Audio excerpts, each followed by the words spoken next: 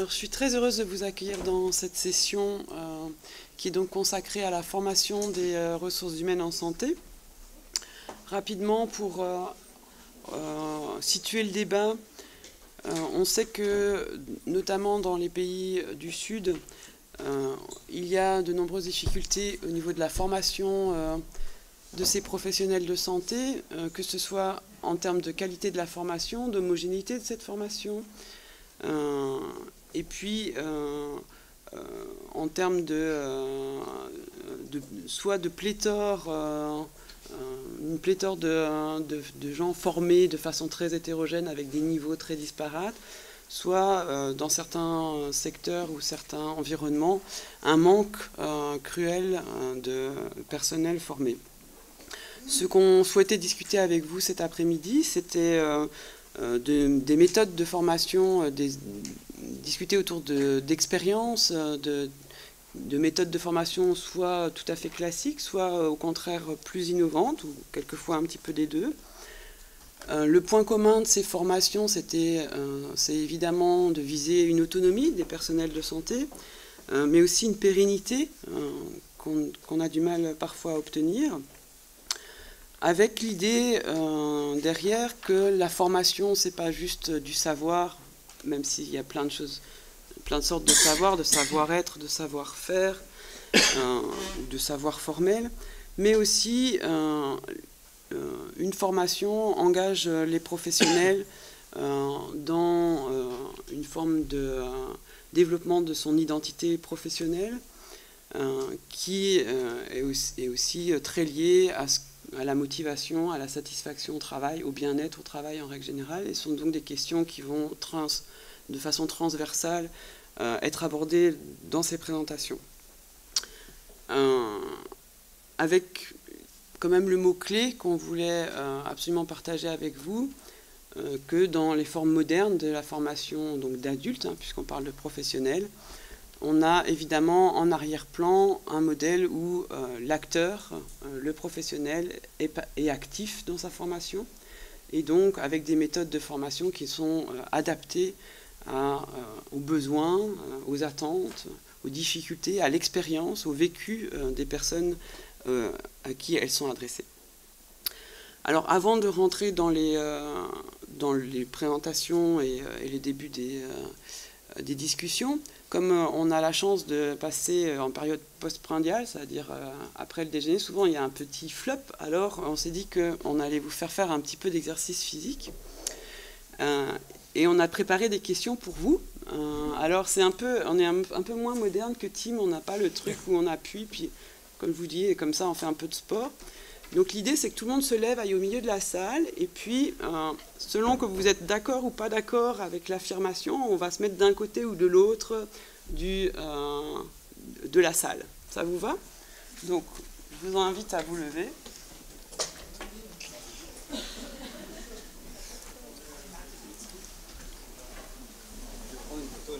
Restez là. Tous au milieu, oui. Je vais me mettre ici.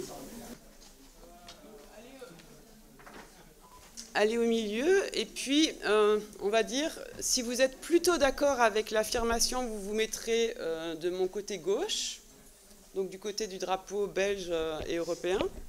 Et si vous êtes plutôt en désaccord, vous vous mettrez du côté des traducteurs à ma droite.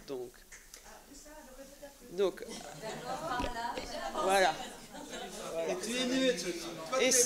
Et ceux qui sont neutres ont un gage, doivent faire le tour de la salle à cloche-pied.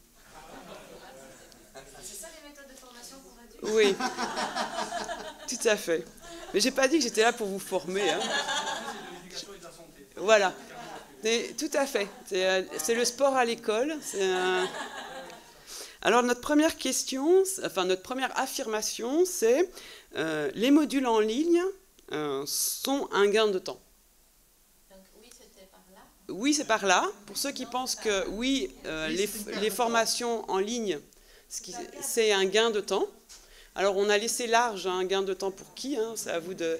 Et ceux qui trouvent que non, c'est pas un gain de temps, vont de ce côté-là des traducteurs. C'est à vous de... C'est en général. En général. Oui. Alors, c'est un gain de temps, évidemment, à la fois pour les formateurs et puis pour les gens qui sont formés. Hein, c'est de façon globale. Donc, est-ce que j'arrive à tracer une ligne? Est-ce que j'ai un... Oui, hein. Ici, j'ai une ligne. Donc, ici, c'est la ligne... Il faut choisir. Ah non, alors... Il faut choisir, oui ou non. Bon, en tout cas... Sur une échelle de graduation entre 1 et 10... Bon, en tout cas, pour l'instant, visiblement, il y a quand même une majorité qui pense que non, ça ne représente pas forcément un gain de temps. On prend acte. Puis, la deuxième affirmation, c'est toujours par rapport aux cours en ligne, c'est l'idée que grâce à l'instauration des cours en ligne, ça permet de travailler, de se former à domicile. Que bientôt, on pourra uniquement être formé à domicile grâce aux formations en ligne. Donc, pareil, le uniquement est... On met le uniquement, alors. Bon. On pourra. Non. Donc, ok, là, il y a une unanimité. Alors oui, il faut prendre la photo, puisqu'il y a une unanimité que ça ne suffit pas. Félicitations. La troisième affirmation, c'est « L'envoi d'experts du Nord est indispensable pour assurer la qualité de la formation. » Donc, au Sud, hein, sous-entendu. Hein. Donc, est-ce que c'est indispensable, d'après vous, oui, ici ou non, d'envoyer des experts du Nord pour une formation? Là encore, unanimité. Bon, c'est beau. Okay. Donc, tout le monde est contre. Tout le monde veut chercher un autre boulot. On n'est pas indispensable. Et enfin, la dernière affirmation, c'est « Les référentiels de compétences du Nord ne sont pas utilisables au Sud ». C'est-à-dire qu'il faut absolument faire des référentiels de compétences spécifiques du Sud. Donc ceux qui sont d'accord avec ça viennent là. Donc les référentiels, je répète, les référentiels de compétences faits au Nord ne sont pas utilisables au Sud tels quels. Donc, si je le mets en forme d'affirmation, ça veut dire, dans une affirmation, ça donnerait, il faut absolument faire des référentiels de compétences spécifiques quand on est au Sud. Spécifiques au fait qu'on soit au Sud. Ça fait que, pour un corps de métier, mettons les sages-femmes, si on fait un référentiel de compétences des sages-femmes au Sud, ça ne peut pas être celui qui est fait en Belgique, par exemple. Donc, vous êtes... Oui, c'est bien, on prend acte. On prend acte. Voilà. Ben, je vous remercie. Je vous invite à rejoindre vos... et puis à repenser à ces questions, voir peut-être est-ce que vos opinions vont changer en cours de...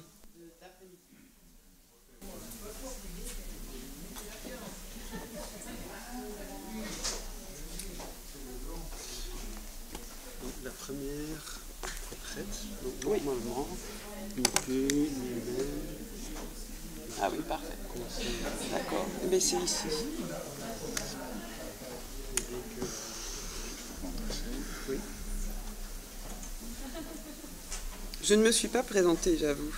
Ah oui. Bon. Ja, dus vooruit. Als u liever hebt, op dit scherm ziet u het voordeel maar gezien. Maar nee, toch niet. Nee. Nee, voilà, dus dat is het gewoon. Ja. Nee, oké, is goed. Je kunt er ook in. Ja.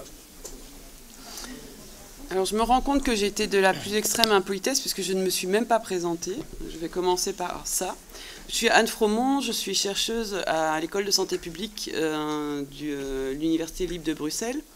Et je collabore au sein de la plateforme Because Health depuis 6 ans, quelque chose comme ça, notamment dans des groupes de travail sur l'approche de la complexité. Et j'ai été invitée à donc, modérer cette session cet après-midi. Je vais maintenant introduire notre premier intervenant, qui est donc M. Roland Debrune, Ah voilà, je l'ai mal dit. Non, ça va. Qui va nous parler donc d'un projet qui concernait l'amélioration de la santé mentale dans la région des Grands Lacs, plus précisément au Rwanda.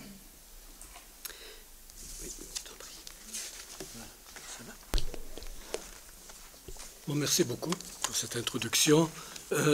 Si vous me permettez, je vais compléter un tout petit peu. D'abord, c'est le début de l'après-midi, on a fait un peu d'exercice, mais on est dans des fauteuils très confortables et la digestion est en cours. Donc, si je vois quelqu'un qui s'endort et il ne ronfle pas, je ne vais rien faire.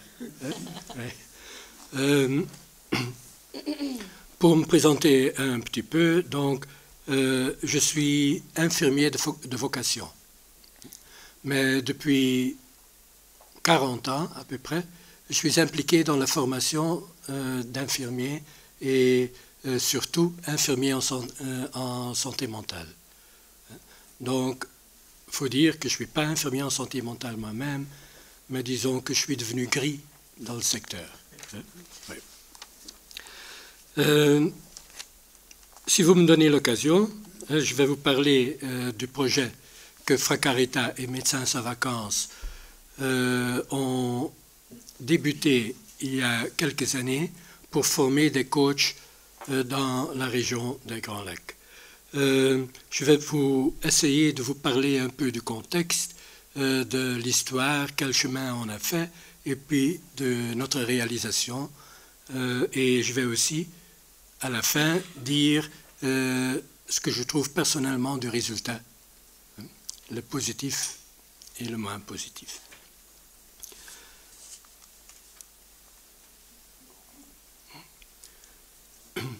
D'abord, je vais déjà accentuer un mot clé dans la présentation, c'est le mot compétence. Je vais le reprendre beaucoup, parce que compétence, pour moi, ça n'a pas une signification, c'est un complexe de signification que ça a. Donc, en cherchant... Est-ce que je retourne? Bon. Pour situer un peu le projet, donc, on travaille surtout dans la région des Grands Lacs. Ça veut dire qu'il y a à la RDC, Kivu du Nord, Kivu du Sud, dans les villes de Goma et Bukavu. Au Rwanda, il y a Ndera, Gatagara, et il y a beaucoup plus de partenaires là, surtout dans le secteur orthopédagogique. Au Burundi, on est actif à Bujumbura, et en Tanzanie, à Kasaka et Marumba surtout. Pourquoi dire s'attarder un peu là-dessus? Ça veut dire qu'on travaille dans un secteur étendu, avec des personnes de cultures différentes. Et ça a un impact sur ce qu'on fait.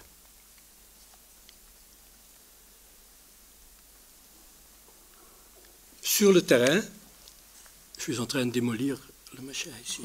Oui. Oui, je dois aussi dire que je suis néerlandophone et quand je balbutie un peu, il faut me pardonner. Donc on cherchait des moyens pour augmenter la qualité de soins. Ça, c'était notre premier objectif. Et on voyait sur le terrain qu'il y avait des problèmes de prise en charge des personnes qui avaient des problèmes psychiatriques. Des problèmes parfois extrêmement graves. Et on a très vite fait le lien entre les problèmes qu'on voyait et la compétence du personnel qui travaillait là. Ce n'était pas le problème unique, mais c'est un facteur extrêmement important. Puis, ce qu'on voyait aussi, c'est qu'il y avait un problème d'attitude de travail. À tous les échelons de l'organisation, on voyait des problèmes d'attitude de travail. Je vais en parler plus tard, plus longuement, mais je peux déjà parfois vous dire que peut-être la culture, la tradition jouait un rôle. On voyait que même le personnel bien formé avait encore des idées préconçues sur la psychiatrie. Médecins, psychiatres, infirmiers, infirmières, parfois avaient peur des malades, parce qu'il y avait des superstitions. Je parle d'un bon bout de temps, mais ça a été là. Ces superstitions entraînaient aussi la négligence du patient. On fuyait un peu le patient. C'était quelque chose qui n'était pas admissible, donc il fallait réagir. Je veux parler de deux organisations, nos deux organisations, quand on s'est rencontrés sur le terrain même. On s'est rencontrés dans les hôpitaux où Médecins sans vacances faisaient des descentes et des missions d'aide et de soins, mais aussi de formation. Et il y avait le Fracarita, des frères de la charité, qui ont un peu organisé dans la région le soin pour les malades mentaux. Et qui aussi ont débuté, ensemble avec le gouvernement rwandais, une formation spécialisée infirmiers en santé mentale. Et c'était un peu logique que les deux organisations se rejoignent un peu et ne se faisaient pas de concurrence sur le terrain. Ce qui malheureusement arrive de temps en temps. Mais les deux organisations sont trouvées et on a coopéré depuis maintenant, je crois, maintenant 20 ans, ou même plus, sur le terrain même.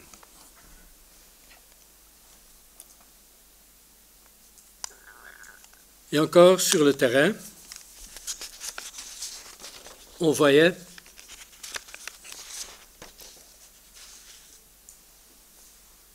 des différences au niveau des compétences entre le personnel.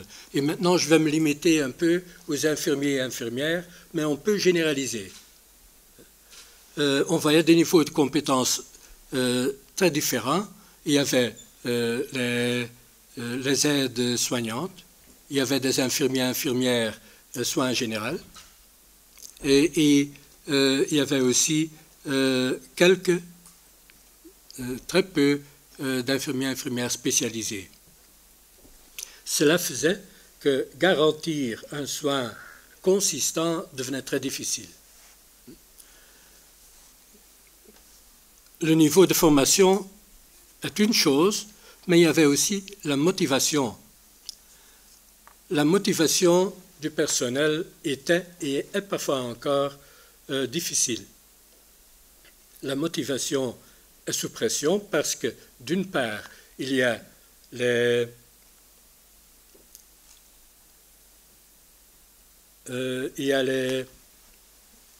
personnes qui étaient mises dans le poste d'infirmière dans un hôpital psychiatrique et n'avaient pas le choix. C'était le gouvernement qui disait « vous devez travailler là ». Et quand on a peur de ces malades, eh bien, qu'est-ce qu'on fait? On fuit dans le bureau. Et c'est ce qu'on voyait beaucoup.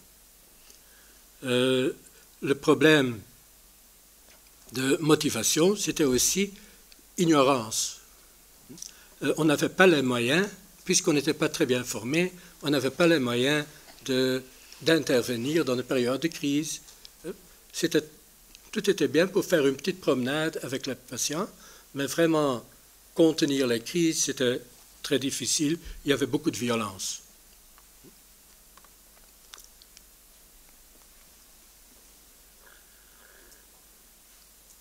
Bon. Je vous ai dit que je travaillais là depuis un certain temps. Et les frères de la charité ont dit, bon, il faut former les gens. Au début, avant 2010, les formations étaient faites à l'hôpital. C'était l'hôpital qui organisait, qui choisissait les sujets. Et ce qu'on voyait, c'est que c'était toujours les mêmes sujets qui revenaient. La psychose et la psychose encore. Donc, on a dit, bon, il faut faire de sorte qu'on va structurer. Alors, sur le niveau de Fracarita, on a fait organiser une formation de base pour le personnel non soignant. C'était une module. La première fois, c'était tout le monde qui y passait. On parlait de la communication, du comportement des malades. Le deuxième module, c'était la formation spécialisée pour le personnel soignant. Là, on allait en profondeur. Là, c'était la psychopathologie, la pharmacologie, tous les sujets sur lesquels on doit être compétent. Mais toutes ces formations étaient basées sur un curriculum lui-même basé sur des connaissances et des aptitudes. On voyait une certaine évolution, mais l'évolution n'était pas satisfaisante. Donc tout le monde se posait des questions.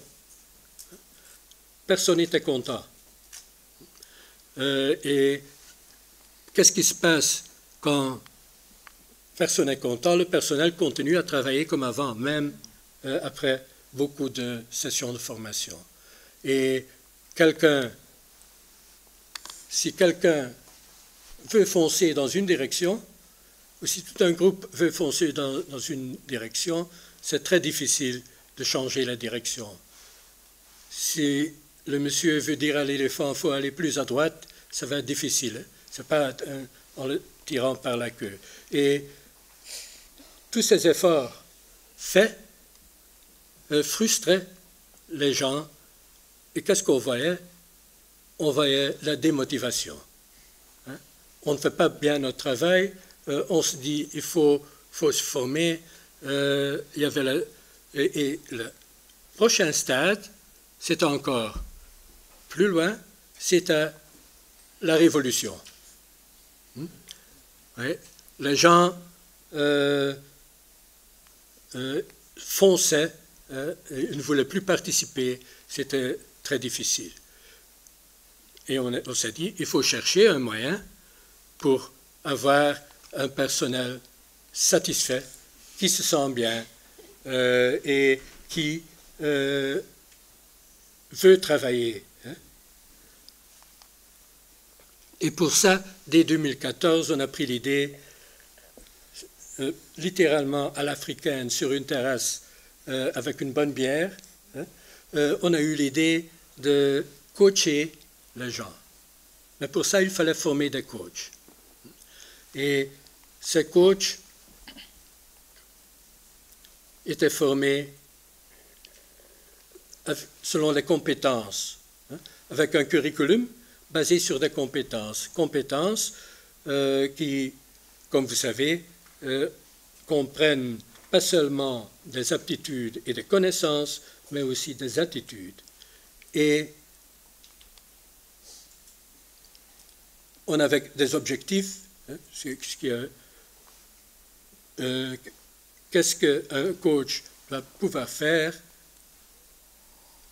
et on a pris le chemin logique de commencer par le profil professionnel souhaité, voir quelle description, quelle tâche il faut effectuer pour être un coach ou même un infirmier compétent, décrire les compétences et faire un bilan par compétences, faire le bilan des savoir-être, et je dis ça en premier lieu, des connaissances et du savoir-faire. Et puis, à la fin, on a établi des sujets et de méthodologie. Bon, c'était quelques compétences et quelques objectifs, pardon, qu'on a formulés et même qu'ils étaient approuvés par les candidats coach même. On leur a présenté, est-ce que vous êtes d'accord de travailler comme ça? Et ils étaient d'accord. Je ne vais pas tous les... pour ne pas perdre trop de temps. Il y avait deux approches à la formation. Il y avait la formation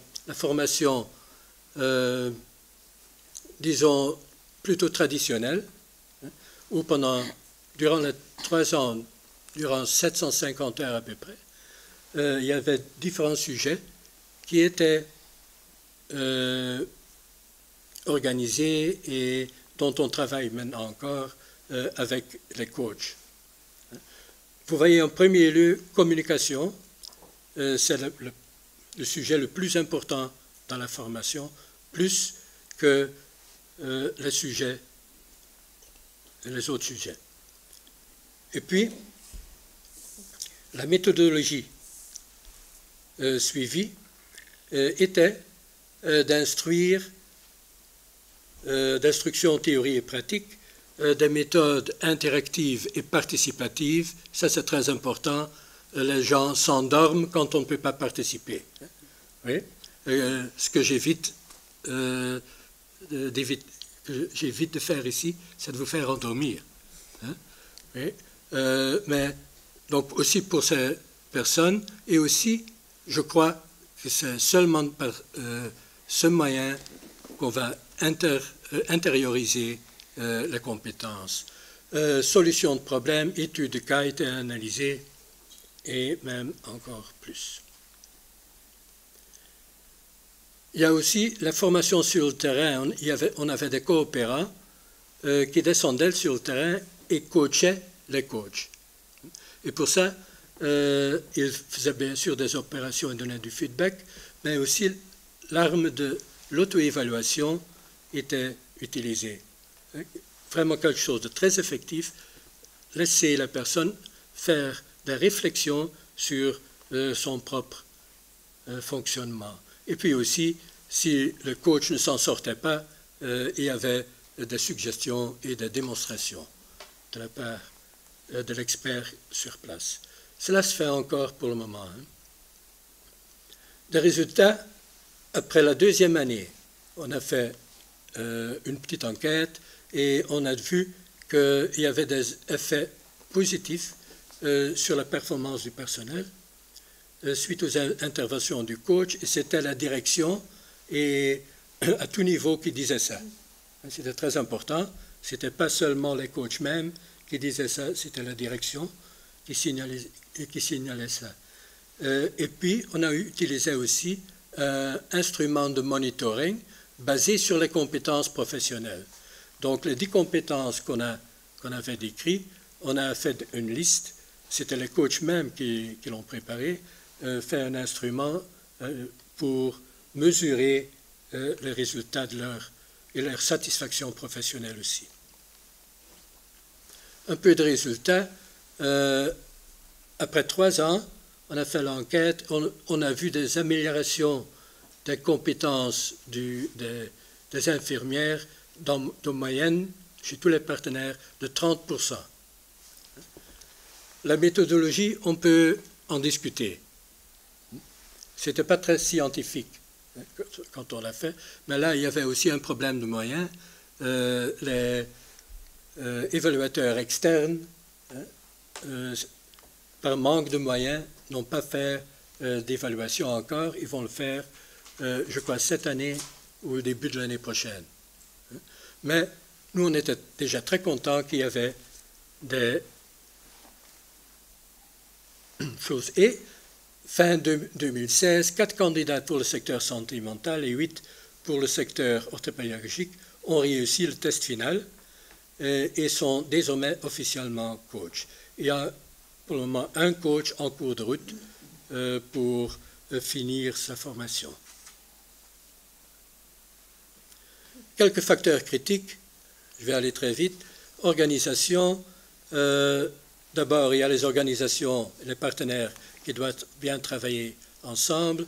Les formateurs utilisés doivent être compétents dans leur domaine. Pas d'improvisation à ce sujet-là. Et puis les coachs même doivent avoir une motivation intrinsèque. Ils doivent avoir une confiance en soi pour faire leur travail et ils doivent être une certaine fidélité à l'organisation pour éviter qu'ils partent après leur formation pour valoriser leur diplôme quelque part d'autre. Ils étaient très contents, et vous voyez, nous aussi. Ce qu'on fait maintenant, c'est donner la responsabilité de la formation aux coachs même. C'est eux qui continuent ou qui font le follow-up de leur formation sous l'œil attentif, d'entre autres, la collègue Véronique et moi-même, et le coach coordinateur, le COCO, comme on l'appelle, qui organise sur place les choses. Le résultat qu'on veut, ce n'est pas la question autour de la tête, c'est du personnel à tout niveau qui est satisfait, qui voit que la qualité de soins avance. Et quand on fait ça, le coach et les formateurs sont contents aussi. Voilà. Je vous remercie.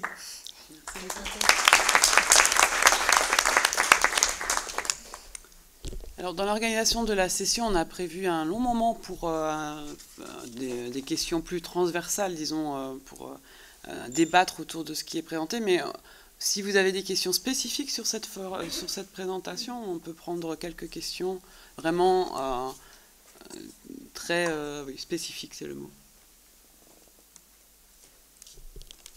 Moi, j'en ai une. Comme ça vous donne... Ah, il y en a aussi une.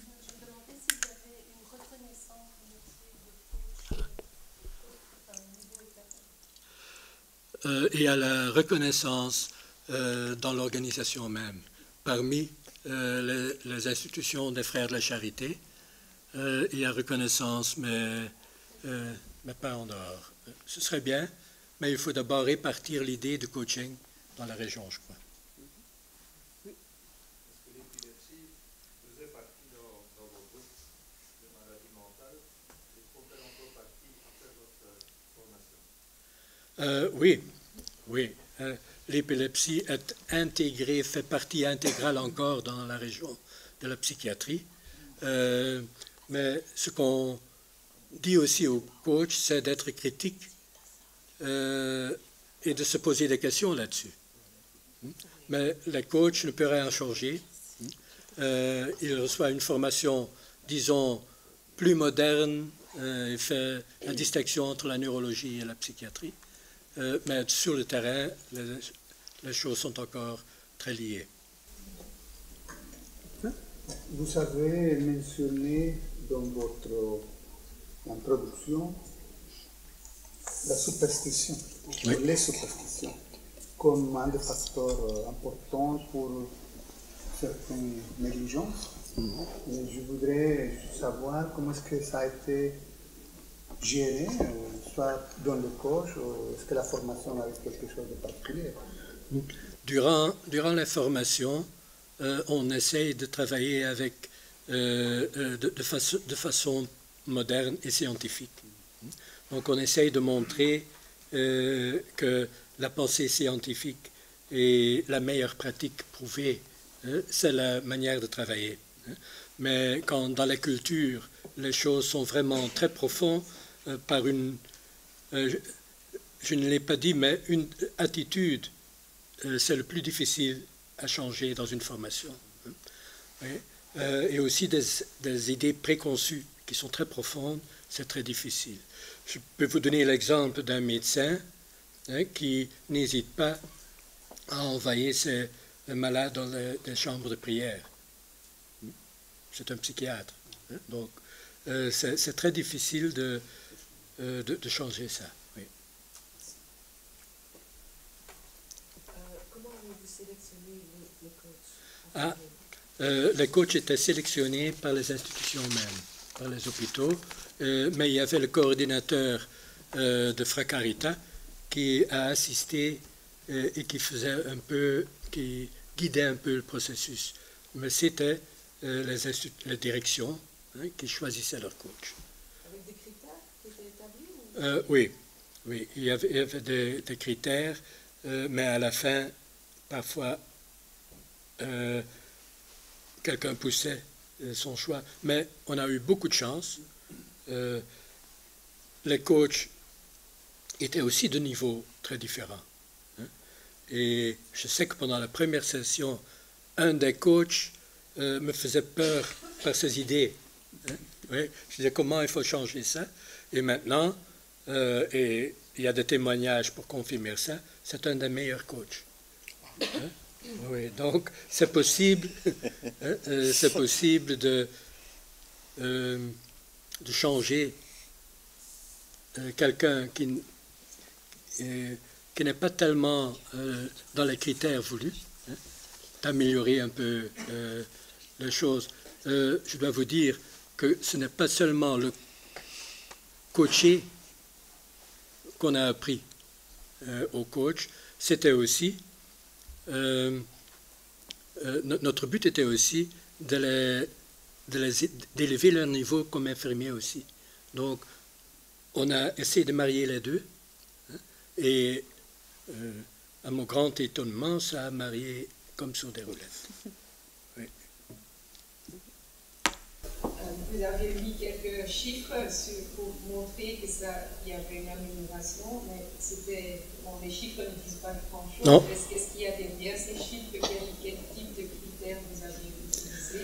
Et surtout, la différence entre les deux méthodes de formation était que dans la deuxième partie, vous avez attaché l'importance au changement d'attitude et comment vous avez fait ça concrètement. Quelques exemples. Si vous avez quelques années, je peux vous expliquer ça. Oui. Comme j'ai dit, pour commencer avec les attitudes, changer les attitudes, c'est un processus à long terme. Il ne faut pas avoir les miracles. Je ne crois pas beaucoup aux miracles et ils ne se sont pas arrivés là non plus. Mais ce qu'on voit, c'est que, par exemple, une attitude problématique en Afrique, c'est la ponctualité. Grâce aux auto-évaluations, donc faire réfléchir les infirmiers et infirmières sur le terrain, sur leur fonctionnement, on voit que ça avance, que ça s'améliore. Simplement, même nos coachs, parfois, durant nos sessions, arrivent en retard, et alors il faut reprendre, reparler de l'importance de la ponctualité. C'est un travail qu'on a fait, on a donné des diplômes, les résultats positifs sont là, mais je suis sûr, dès qu'on arrête pour le moment, dans ce stade, tout va retomber. Oui. Donc il faut continuer cet effort, et à long terme, ça va changer. Ça j'en suis sûr. Ah oui, et pour les chiffres sont résultats de deux types d'évaluations. Les auto-évaluations, comment est-ce que j'ai ressenti mes progrès, des infirmiers et infirmières, mais aussi des évaluations des coachs qui tiennent un petit dossier sur chaque membre du personnel. On a mis ça ensemble. Donc j'ai dit, c'est pas très scientifique, mais l'impression est là. Ça avance et on voit sur le terrain aussi que ça avance. Sauf que parfois, quand il y a une direction qui change et qui doit être convaincue de nouveau du processus, on voit une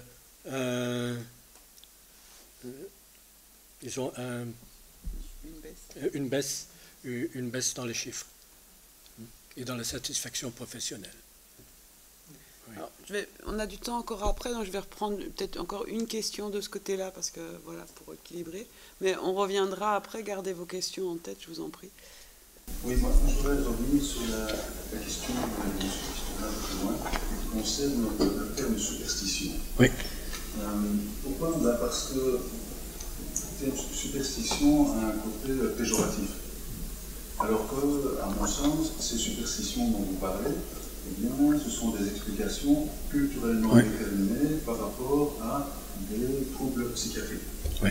Et pour expliquer les troubles psychiatriques, il y a notamment deux origines, deux étiologies culturellement déterminées, qui sont la possession des esprits d'une part et d'autre part la sorcellerie.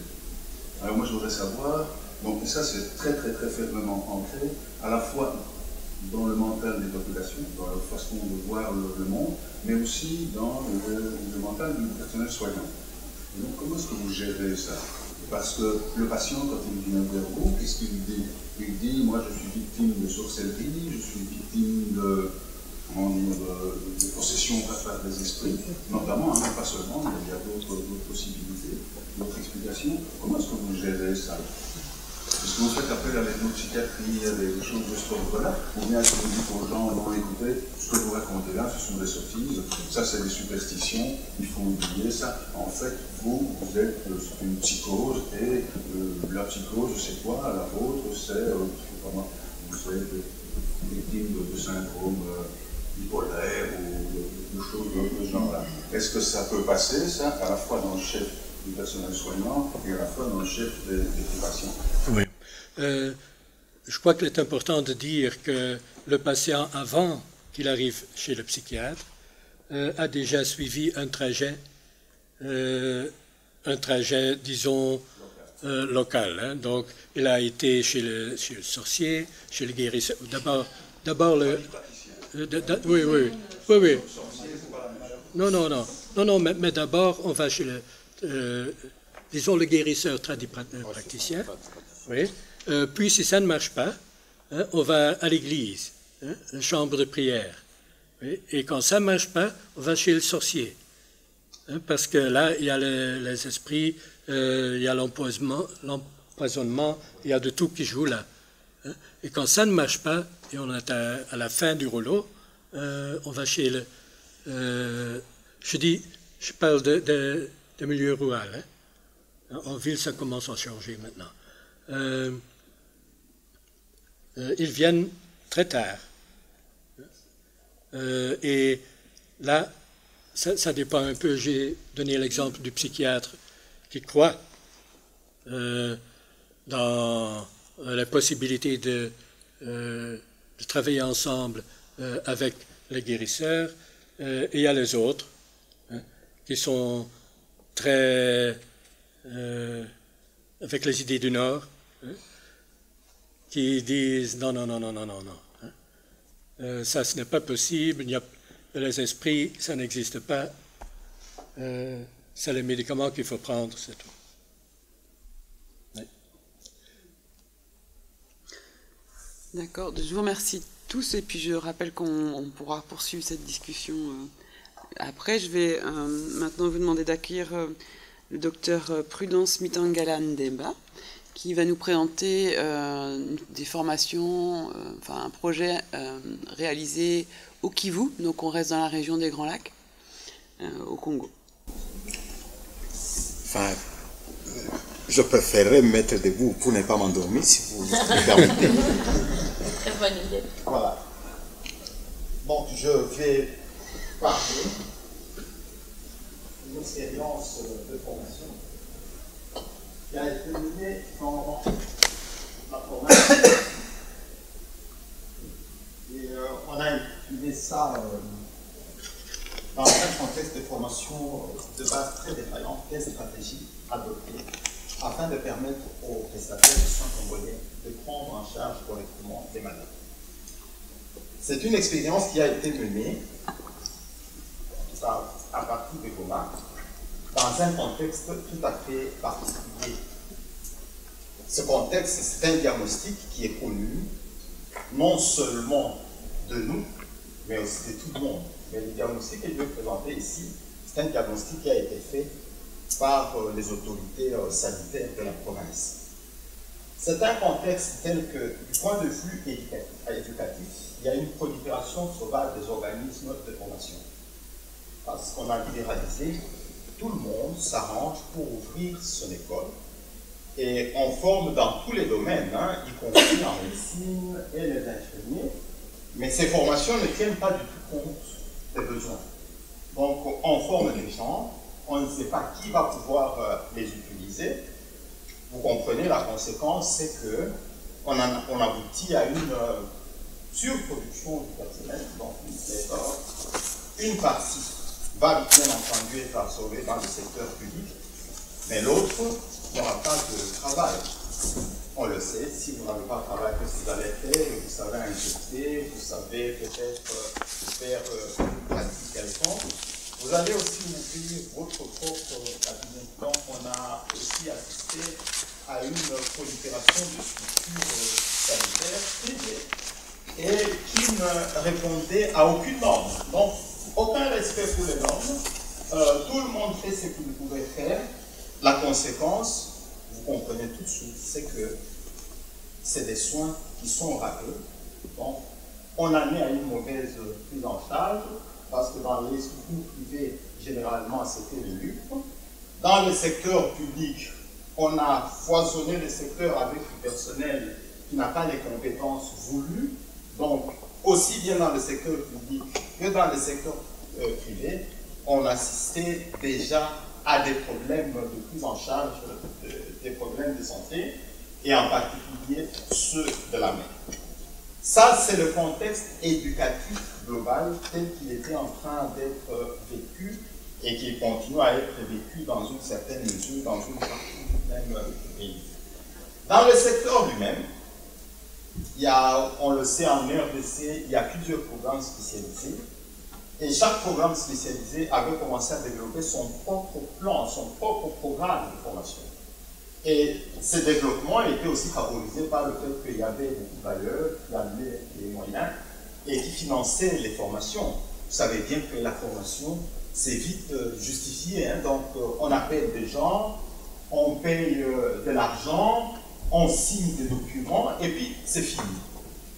Peu importe les résultats que cela apportait. Et donc, même ces formations, même si elles étaient hyper financées, les résultats n'étaient plus ceux qu'on voulait obtenir. C'était devenu des participations à des formations qui étaient liées à des perdièmes. Et on voyait facilement, hein, au cours d'une même journée, une personne qui était inscrite à 4 ou 5 formations. Elle pouvait passer à 8 heures, elle signe sa présence dans cette formation, à 9 heures, elle va signer dans l'autre, jusqu'à la fin de la journée. Donc elle a fait juste, elle a loué une moto ou a trouvé sa voiture pour aller signer partout, et comme ça, partout, si on fait la somme, ça lui fait beaucoup d'argent en un jour.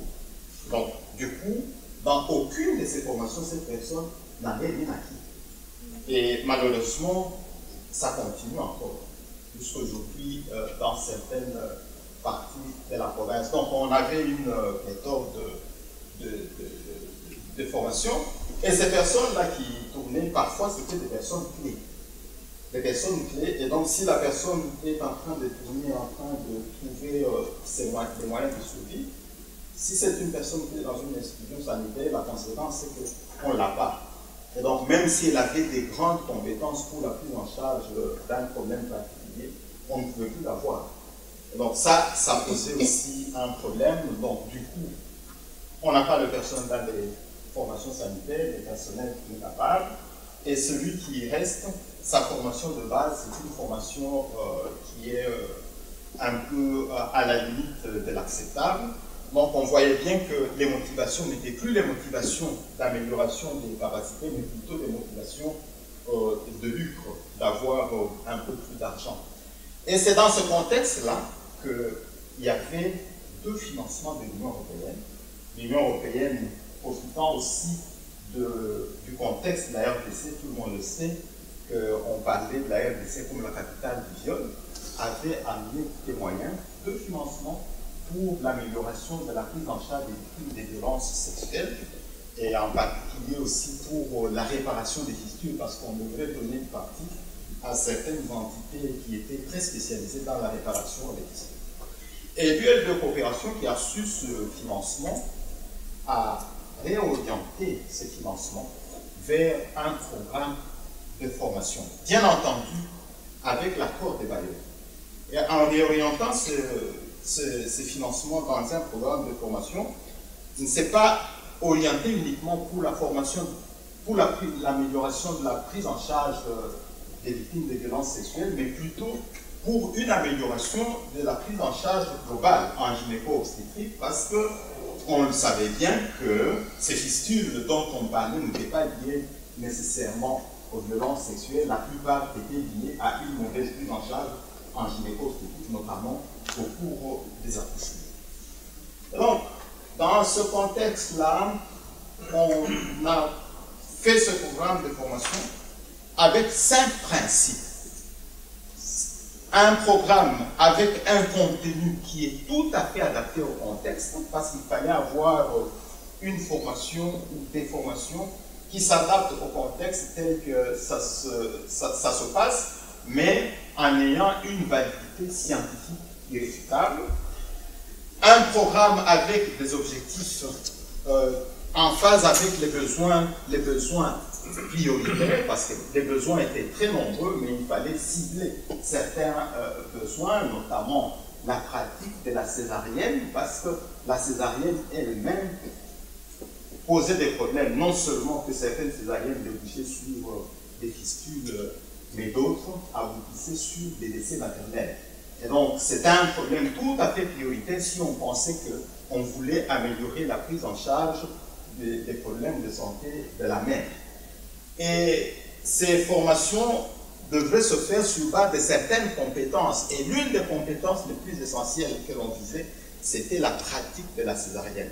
Et on voulait bien qu'on fasse la césarienne, pas seulement la pratiquer, mais d'abord savoir comment l'indiquer, comment examiner la femme et comment pratiquer cette césarienne pour qu'elle se fasse dans les meilleures conditions pour éviter les conséquences qu'on était en train de vivre, et en visant aussi plusieurs niveaux, parce que lorsqu'on prend en charge ces problèmes de la mère, il n'y avait pas que les médecins, il y avait aussi des sages-femmes, il y avait tous les autres. Donc il y avait plusieurs niveaux de formation qu'on devrait atteindre, plusieurs cibles qu'on devrait atteindre, et le tout en visant que lorsqu'on va essayer de mettre en place ce programme, il ne faudrait plus que ce programme disparaisse. Il fallait que ça reste. Parce que ça, c'est une philosophie qui est développée par l'ULB Coopération depuis des années, c'est d'assurer la pérennité des actions. Et donc, pour avoir le contenu adapté, un contenu adapté et validé, pour l'adaptation, on a fait des groupes de travail, des acteurs de terrain, des spécialistes qui étaient dans le milieu, parce qu'ils connaissaient ce dont ils avaient besoin pour qu'ils définissent des compétences dont on avait besoin pour bien prendre en charge les problèmes de la mère, mais auxquels on a adjoint des spécialistes. Des spécialistes non seulement dans l'élaboration des référentiels des compétences, mais aussi d'autres spécialistes qui devraient pouvoir aider à la validation de certaines choses que l'on devrait mettre dans le référentiel des compétences.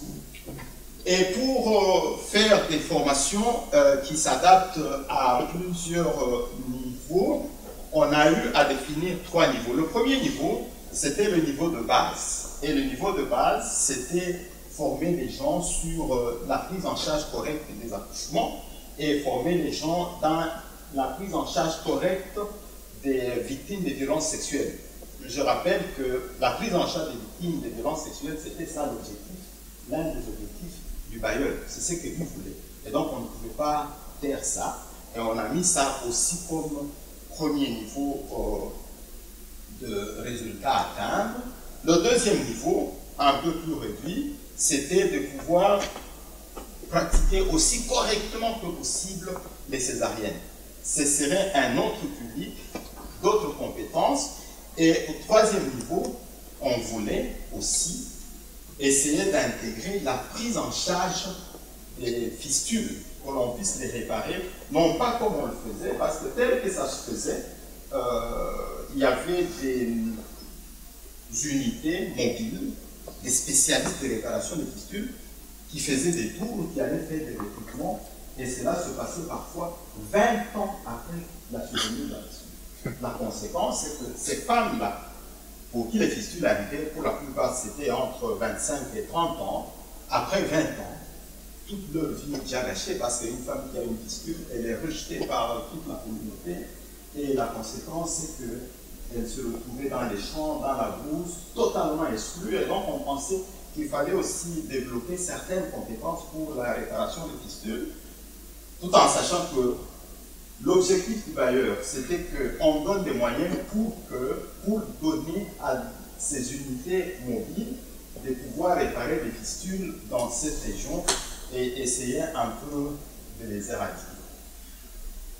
Pour avoir des formations basées sur les compétences, et donc on a pu utiliser des méthodes de simulation avec des modèles anatomiques et d'autres méthodes qu'on a pu mettre en place qui étaient tout à fait adaptées aux adultes, notamment l'ajustement mutuel. Et ces formations, on a eu à les réaliser en cascade pour atteindre les différents niveaux. Au premier niveau, nous avions des encadreurs qui provenaient de l'hôpital Erasme qui, eux, venaient former au cours des missions d'une semaine des formateurs provinciaux. Ces formateurs provinciaux qui ont été recrutés sur base d'un critérium qui était bien défini. Ce n'est pas nous qui avons défini ce critérium a été défini par des pédagogues ensemble avec la division provinciale de la santé, donc les autorités sanitaires, et ce sont eux qui ont défini ces critériums. Et on a donc sélectionné des formateurs provinciaux. Et ces formateurs provinciaux avaient la tâche de pouvoir former les prestataires des hôpitaux généraux de référence dans des sessions. À chaque fois, il y avait 3 sessions d'un mois de durée et les formateurs provinciaux, disons les prestataires des hôpitaux généraux de référence, eux, formés après une période d'induction qui durait une semaine, les prestataires des centres de santé. Et pour pérenniser, vous avez vu, on n'a pas voulu faire quelque chose, mener une intervention, mais on a voulu faire. On est parti d'un programme d'intervention qu'on a transformé en un projet de formation.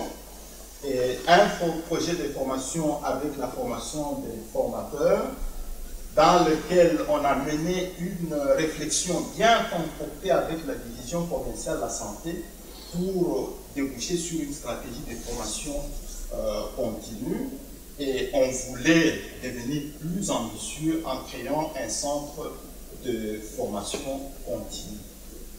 Les résultats directs de cette formation, c'est qu'à la base, c'est pas la bonne. À la base, on a formé 412 personnels dans les accouchements. Et ces personnels qui ont été formés dans les accouchements ont dû prendre en charge 12 636 victimes de violences sexuelles et ont dirigé aussi correctement que possible environ 200 000 accouchements pendant les 3 ans. On a formé pour la prise en charge des césariennes un nombre de 37 médecins. Et ces 37 médecins ont pris en charge quelques centaines, quelques milliers de cas de césarienne aussi correctement possible parce qu'il n'y avait plus ces complications-là que l'on connaissait. Et on a formé 17 personnes dans la réparation des fistules. Et ces personnes ont pris en charge 96 cas de fistules dans leur zone de santé, non pas de manière décentralisée, mais d'une manière en les accueillant comme on accueillait les malades qui venaient pour tous les autres problèmes. Mais à côté de ces résultats qui étaient les résultats de la formation, il y a d'autres qu'on a observés auxquels on ne s'attendait pas. Le premier résultat, c'est la prise en charge rapide des fistules. les femmes étaient prises en charge presque immédiatement, c'est-à-dire 3 mois après la survenue de cet événement. Et donc, du coup, on a eu des témoignages où des maris sont venus récupérer leur femme ne pensant pas qu'il s'agissait encore de la même femme qui avait connu une fistule quelques mois avant. Ça, pour nous, c'était très bien parce que ça permettait une réinsertion sociale de ces femmes qui, par le passé, étaient exclues de la société. L'autre résultat qu'on a observé de manière comme ça, on a observé une diminution du taux de césarienne sans modification de la mortalité maternelle. Ceci est très important pour nous parce qu'on le sait en santé publique, chaque fois qu'on fait une cicatrice sur l'utérus, on augmente le risque de rupture utérine et donc on augmente aussi le risque de décès pour ces femmes-là. Donc, comme on a diminué cette proportion césarienne, donc on a agi à long terme sur la vie de ces femmes. L'autre résultat, c'est que parmi les personnes que nous avions formées, notamment dans la réparation des fistures, il y en a qui sont officiellement aujourd'hui reconnus aussi bien par le niveau provincial que par les autres collègues dans les autres zones de santé comme étant les spécialistes de réparation des fistules. Et donc ces personnes-là ont un autre niveau actuellement. Et même ceux qui ont été formés dans la pratique de la césarienne, c'est devenu des personnes de référence dans leurs institutions respectives. Donc on les appelle comme des pseudo-gynécologues dans leurs hôpitaux, pourtant ce sont des médecins généralistes. Et donc ils ont maintenant eu un autre statut.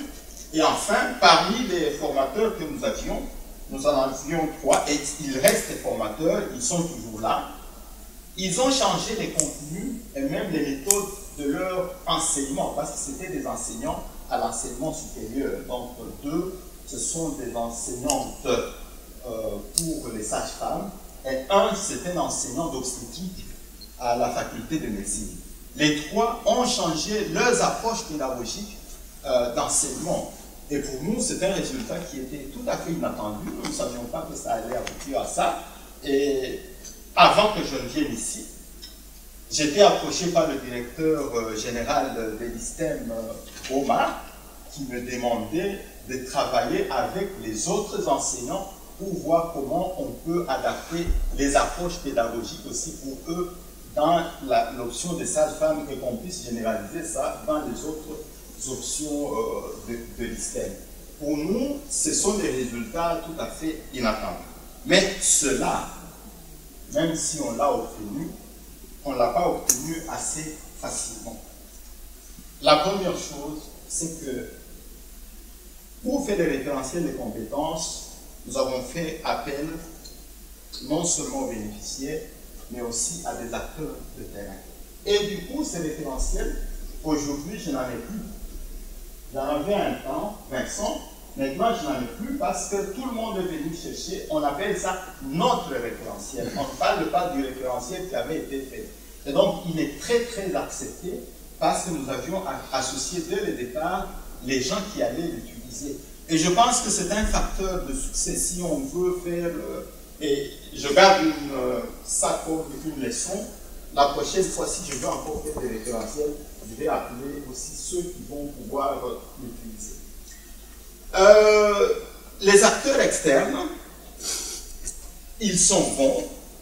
Leur utilité, c'est qu'ils nous ont aidés à valider les pratiques parce que il y avait des mauvaises pratiques. Les gens pratiquaient des césariennes, mais ça aboutissait à des disputes, donc c'était des mauvaises pratiques. Donc, ils ont aidé à les valider. Et en les validant, on a essayé de standardiser. Maintenant, la technique de la césarienne, elle est tout à fait standardisée. Tout le monde sait ce qu'il faut faire et tout le monde sait ce qu'il ne faut pas faire. Et ça ne s'est pas passé sans couac. Parce qu'au début, on a failli arrêter tout le problème. Parce que les encadreurs qui venaient d'Erasme estimaient que les spécialistes qui sont là comme formateurs ne connaissaient rien. Et les spécialistes qui étaient à Boma estimaient que ces encadreurs qui viennent d'Erasme, ils se croient pour qui? Est-ce qu'ils connaissent le contexte? Est-ce qu'ils savent avec quoi est-ce qu'on opère ici? Donc c'était un combat terrible et donc on a dû prendre suffisamment de temps pour essayer de mettre ensemble les deux, et par après, c'est devenu des amis, et ils ont continué à travailler par la suite. Les formateurs, nous avons vu à nous écarter de certains encadreurs et de certains formateurs, parce qu'ils ne maîtrisaient pas les outils pédagogiques. Et donc, lorsqu'on a des encadreurs et des formateurs qui n'utilisent pas les outils pédagogiques adaptés, ils sont devant des adultes. Ce sont des adultes qui ne viennent pas du néant, qui ont leur propre expérience. Et donc, on ne doit pas pouvoir les négliger. Et nous, comme on avait ces personnes-là, on prenait tout le temps pour considérer tous ces adultes. Les prestataires de soins sont souvent des personnes qui sont sursollicitées, ils n'ont pas le temps. Et donc, ces formations, on essayait de les faire aussi courtes que possible. Et on cherchait à gauche, à droite, pour arriver à un certain moment à constater que on avait une très bonne assimilation lorsqu'on utilisait les méthodes, des modèles anatomiques. Lorsqu'on faisait la simulation, on avait de très bons résultats. Et enfin, pour commencer, chaque participant, lorsqu'il venait en formation, devrait remplir une fiche. Cette fiche, c'était pour recueillir ce que ce participant attendait, et on lui disait déjà ce que nous attendions d'elle, et nous recevions en pli fermé les attentes de la structure qu'il envoyait, parce qu'on les demandait. Et donc, c'est tout ça qu'on mettait ensemble, qu'on remettait non seulement au formateur commercial, mais aussi au tuteur pédagogique, parce qu'il y avait un tuteur qui, lui, faisait le relais entre les personnes à former et les formateurs. Et il devrait assurer le suivi, y compris jusqu'au jour de l'évaluation finale de la personne à former.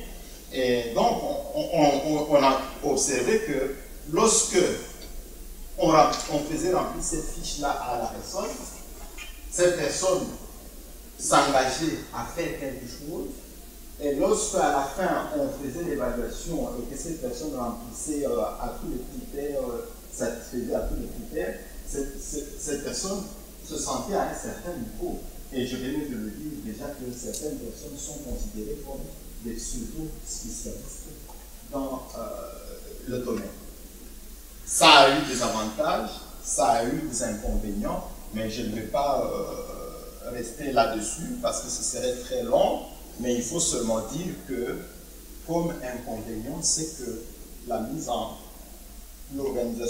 pour commencer ça, la mise en place était très fastidieuse. Il fallait des va-et-vient, beaucoup de réflexions avec le docteur Vincent, que je salue ici, pour savoir qu'est-ce que nous allons faire, qu'est-ce que nous n'allons pas faire. Le défi actuel, c'est de pouvoir étendre, parce que l'expérience qu'on a menée uniquement dans le domaine du gynéco-obstétrique, mais on veut pouvoir étendre cela à la prise en charge du nouveau-né, à la prise en charge de l'adolescent, et en tenant compte des priorités qui sont les nôtres. Nous sommes une zone en guerre, aux urgences en orthotraumatologie, en utilisant les mêmes méthodologies. Et ce que l'on veut pour pouvoir faire animer cette action, c'est de pouvoir mettre en place un centre de formation qui aura pour mission de pouvoir maintenir les compétences des gens, pouvoir les adapter à l'évolution de la science dans un contexte, dans une approche totale de qualité et de sécurité des soins. Voilà, je vous remercie. Je m'excuse d'avoir débordé de quelques minutes.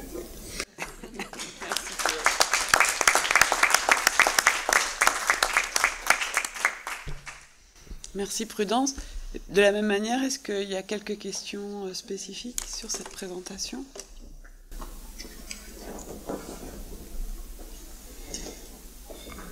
J'avais une question sur la simulation anatomique, c'est quoi exactement ?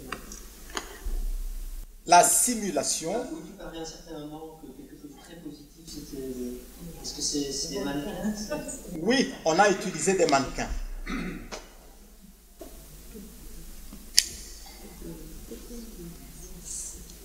D'accord, je vous remercie. Ah, il y a encore quelqu'un, oui, j'ai pas vu. Là, ici. Merci, M. Bula. J'avais juste une question. Je veux savoir le rôle du privé, parce que vous avez tantôt dit au début de votre présentation, il y avait une prolifération de structures privées dans votre contexte. Alors, quel est le rôle du privé dans cette formation? Et aussi, la prise en charge des femmes fistuleuses. Vous l'avez tantôt dit, c'était un peu difficile pour des femmes qui ont passé 20 ans, 30 ans.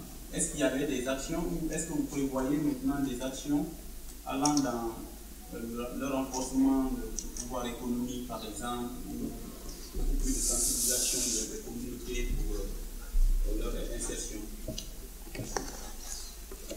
Voilà, je vais commencer par la deuxième question qui est la plus simple. Par rapport aux femmes fistuleuses, on n'a plus besoin de leur réinsertion socio-économique. Parce que quand la fistule survient, ce que nous avons fait par rapport à la formation, les 17 personnes qui ont été formées, c'était parmi les meilleurs 34 qui avaient été formées pour la pratique de la césarienne. Et ces 17 personnes ont été choisies pour les répartir correctement en termes de géographie, de sorte que une personne qui est ici peut servir 2 ou 3 zones de santé. On va maintenant traverser le continent et puis Madame nous a proposé un bon façon de continuer puisqu'on va justement parler des formations en ligne à distance avec Monsieur Michel Collier qui nous parlera d'une expérience, enfin non, d'une intervention, pardon, menée en Guinée autour de modules de formation à distance.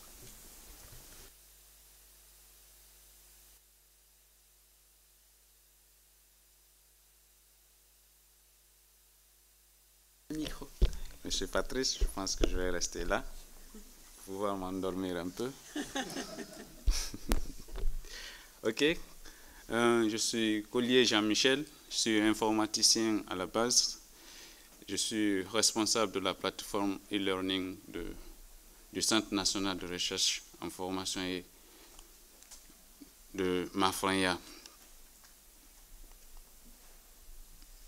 Ok. Le Centre national de formation et de recherche en santé rurale de Mafranya a été créé en 1985 par le ministère de la Santé. Le centre a pour mission de développer un environnement favorable pour l'offre de services et de soins de qualité à la population, c'est un.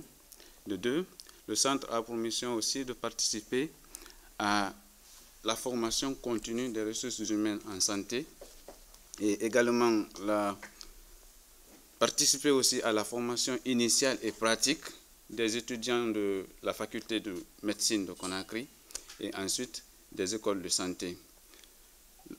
Une autre mission du centre, c'est d'entreprendre les recherches dans les domaines socio-économiques et sanitaires. Alors, dans l'historique, on va parler un peu du contexte de formation de ressources humaines en santé de Conakry, disons en Guinée. En Guinée, durant des années, disons une dizaine d'années, en tout cas jusqu'en 2016 où le gouvernement a décidé de fermer la faculté de médecine pour les nouveaux étudiants, il y a eu une formation massive des médecins à la faculté de médecine. Et cette formation se terminait dans les hôpitaux, dans les grands hôpitaux de Conakry et ça ne permettait pas aux étudiants d'avoir une opportunité de carrière dans ce qu'ils veulent apprendre. Alors, comme le centre de Mafranya a pour mission ici de vraiment créer un environnement favorable et participer à la formation des jeunes diplômés, il a alors, depuis sa création, constitué ou participé à la formation de ces étudiants perdus, où il prenait 25 médecins par cohorte qui partaient rester dans le centre 2 à 4 semaines pour une formation en soins de santé primaire. Mais vu l'arrêt de cette formation due à l'avènement d'Ebola, puisque les étudiants venaient passer 2 semaines dans le centre, vivaient dans les dortoirs du centre et il y avait Ebola, l'approche était un peu interdite, donc le centre a stoppé cette formation et il y avait aussi manque de financement, donc le centre ne pouvait pas toujours continuer à donner cette formation. Alors, il a décidé, oui, au lieu d'abandonner les étudiants qui ont fini leur cycle universitaire, qui n'ont vraiment pas l'opportunité d'apprendre, pourquoi ne pas créer une formation en ligne qui va les permettre de continuer leur rêve et peut-être qu'un jour pouvoir avoir le diplôme de doctorat. C'est dans ce cadre que le centre a pris une collaboration avec l'Institut LIMT dans le nouveau cadre de la coopération belge FA4 2017-2021 dont la Guinée a été l'un des pays bénéficiaires. L'IMT, l'Institut de médecine tropicale, a appuyé le centre à collaborer dans le sciences scientifiques et institutionnelles. Alors, l'un des résultats majeurs du centre était réellement que l'Institut de médecine tropicale d'Anvers puisse nous aider vraiment à améliorer notre capacité à assumer vraiment notre fonction, c'est-à-dire la fonction qu'on doit être un centre de formation et national, ça c'est un, mais qui va vraiment apporter dans le cadre des ressources humaines. Donc c'est dans ce cadre que Enable, qui a bénéficié d'un financement de la coopération belge au renforcement des ressources humaines en santé, a signé un accord avec l'Institut médical l'IMT d'Anvers pour pouvoir appuyer ici le centre. Et c'est dans ce cadre-là que les deux parties prenantes, l'IMT et Enable, ont fait une mission à Conakry pour pouvoir faire les états des lieux. Alors, le centre, vu qu'il avait déjà un projet de réaliser des cours en ligne, a exprimé le besoin de financement de ce projet-là aux partenaires Enable. Et à l'issue de ces discussions, les différentes activités ont été retenues. Ils ont décidé que du 12 au 16 mai, il y ait un atelier s'est tenu à Anvers, où la partie prenante était un cadre du centre de Mafranya, les cadres de l'IMT, et également les étudiants de short course qui étaient déjà à l'IMT et qui étaient visés à être à la longue facilitateur de cette formation. Et ensuite, un atelier s'est tenu à Conakry, dont l'objectif de cet atelier était de valider les différents points qui ont été décidés lors du premier atelier à Anvers et pour pouvoir définir réellement le contenu des modules et qui pouvaient être facilitateurs. Ensuite, de juin en décembre, il y a eu le déplacement des spécialistes en e-learning de l'IMT au centre de Mafranya, toujours pour améliorer la capacité de l'équipe e-learning de Mafranya. Ensuite, l'équipe e-learning de Mafranya a participé ici ou a assisté ici à un atelier de formation dans le cadre des cours e-learning. Et en décembre, un formulaire de recrutement a été lancé pour recruter les participants potentiels qui pourront suivre les cours que le centre devrait développer en ligne. Et nous avons reçu 209 inscrits à ce recrutement. Donc, on y comptait 33 étrangers, c'est-à-dire les 33 inscrits dans les pays de la sous-région. Mais comme au début, l'idée, c'était que le contexte était un peu fixé sur la Guinée, on n'a pas voulu toucher d'abord les pays étrangers, on voulait d'abord adapter voir est-ce que notre contexte sera bien pris d'abord par les Guinéens et ensuite élargir le cours. C'est dans ce cadre-là, le 10 janvier, une phase de pilotage a été lancée et on a invité les gens, les spécialistes, un peu de spécialistes et ceux qui n'en connaissaient rien vraiment, à tester la plateforme, qu'est-ce qui n'allait pas, qu'est-ce qui a marché, qu'est-ce qui n'allait pas marcher. Donc on a lancé cette phase de pilotage-là et les différentes critiques et suggestions ont été recueillies. On a amélioré la plateforme et le 15 janvier 2018, on a lancé nos 2 premiers cours qui sont les soins de santé primaire et la gestion de services de santé reproductive. Ensuite, il y avait déjà un short course appelé le ISCAT, le traitement des antirétroviraux, qui existait déjà à l'IMT, mais en anglais, qui a été importé sur la plateforme guinéenne, donc pour permettre ici aussi, puisque le VIH-Sida existe en Guinée, il fallait créer une formation aussi pour pouvoir aider les gens à ce traitement d'antirétroviraux. Donc on a importé le ISCAT d'Anvers sur notre plateforme en français. Donc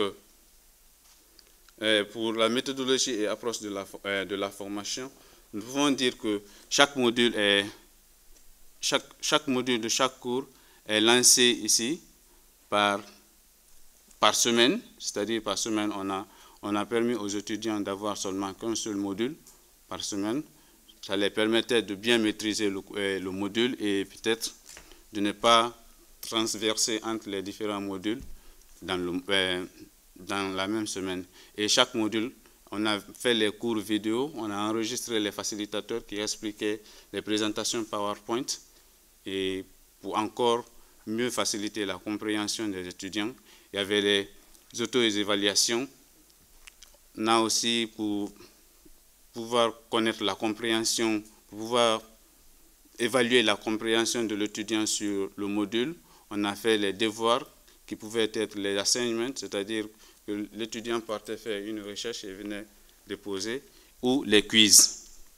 Ensuite, on avait les forums de discussion où l'étudiant avait l'occasion de discuter sur un thème avec son facilitateur ou de poser les questions qu'il n'avait pas comprises dans le cours sur le forum. Et ce forum était dirigé ou monitoré par le facilitateur du module. Donc, à la fin de cette première cohorte, pour les étudiants en soins de santé primaire, sur les 20 étudiants qui ont été inscrits, 17 ont terminé le cours, dont 15 ont validé. C'est-à-dire que sur les 20 étudiants qui étaient inscrits, seulement 17 ont pu terminer le cours. Les 3 autres, peut-être dû à un problème de connexion ou vraiment qu'on ne sait pas, ils n'ont pas pu terminer. Et sur les 17 qui ont terminé le cours, seulement 15 ont validé les évaluations du cours. Et pour le cours SSR, tous les 20 inscrits ont validé le cours. Et sur les 20 qui ont validé, qui ont terminé le cours, les 17 ont validé. Les facteurs critiques sont nombreux, on ne pourra pas tous les citer vu le temps restreint. Vous pouvez lire comme l'enthousiasme des apprenants, par exemple, pour cette première cohorte. À la fin de cette première cohorte, on a fait un atelier où on a vu vraiment que le contenu qui était donné dans le cours a été vraiment maîtrisé par les étudiants et ils ont vu vraiment qu'il y avait un changement qui était apporté dans leurs connaissances et ils étaient enthousiastes. Il y a les étudiants même qui ont voulu être facilitateurs tellement que c'était tellement important. Et l'un des facteurs critiques de succès de cette formation était encore la plateforme pédagogique qui était facile à accéder. Donc à n'importe quel moment, l'étudiant pouvait venir accéder à son cours et les lire, ainsi de suite, on ne pourra pas tous les citer. Et malgré qu'il y a ces facteurs de succès-là, on ne restera pas sans savoir que pour concevoir un cours en ligne, il faut du temps. Vous pouvez taper 2 à 3 jours ou 5 heures à discuter sur un seul verbe. Est-ce qu'il faut mettre avait, est-ce qu'il faut mettre... Donc ça prend assez de temps et si vous ne faites pas attention, des fois ça crée les disputes. Mais le grand défi que nous avons à relever pour le moment, c'est comment offrir un cours adapté à tous les niveaux d'apprenants. Parce qu'il y a les apprenants, par exemple, qui ne connaissent rien en informatique et c'est un cours en ligne. Donc, comment adapter le cours, par exemple, à ce type d'apprenants? On a ce problème-là, c'est un. Et on a aussi un gros problème chez nous, c'est la qualité de la connexion qui n'est pas tout à fait fiable, puisque c'est un cours en ligne. Comment faire de sorte que le contenu qu'on donne soit bien aperçu par l'étudiant, vu qu'il n'a pas une très bonne connexion. Ça, c'est de 2. Et de 3 aussi, on a réfléchi à coacher les étudiants à pouvoir utiliser le contenu qu'on met, par exemple, sur la plateforme, à les utiliser hors connexion. C'est-à-dire, c'est les coacher à travers les tutos ou les guides d'études à pouvoir utiliser les applications Moodle qui va les permettre vraiment d'étudier le cours sans connexion.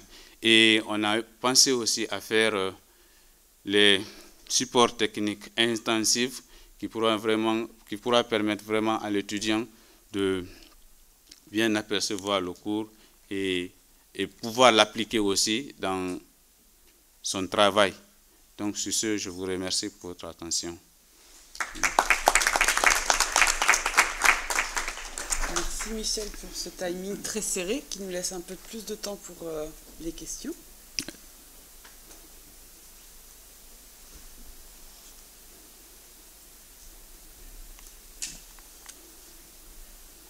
Moins de questions pour cette... Alors, si des choses vous viennent par la suite, on pourra continuer peut-être à reprendre des questions spécifiques pour votre présentation.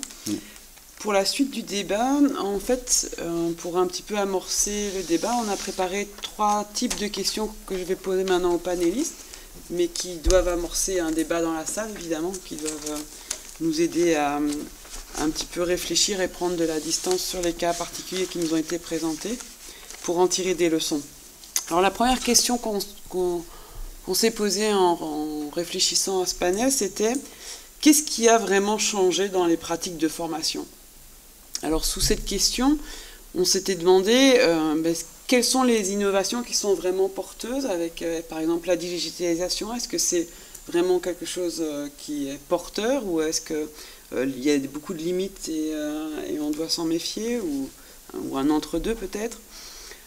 Est-ce qu'on a vraiment changé notre vision de la formation et en particulier du rôle de la personne formée ou est-ce qu'on a encore des difficultés avec ça? Et de façon générale, comment on prépare ces formations, notre façon de penser les formations, est-ce qu'elle a vraiment évolué? Et donc là, je m'adresse en priorité à notre panel et puis ensuite à la salle. Donc la question principale, qu'est-ce qui a vraiment changé dans nos pratiques de formation? Je prends la parole? Oui, en prie. Oui. Je ne sais pas si ça a vraiment changé. Je parle de mon point de vue. C'est en travaillant avec des adultes. Nos étudiants ont toujours eu 18 ans et plus. J'ai appris à les regarder comme personnes qui est à la même hauteur que moi. On fait équipe. Et je crois que dans les formations actuelles, c'est très important que la personne qu'on a devant soi se sent reconnue. Chaque instruction, c'est la communication. Et la communication se fait le mieux au niveau horizontal. Reconnaître l'étudiant ou la personne à former comme personne à part égale, avec ses compétences à lui, nous permet d'échanger des compétences et des connaissances. Parce que je dois dire que travaillant en Afrique, par exemple, j'ai appris plus que j'ai pu donner.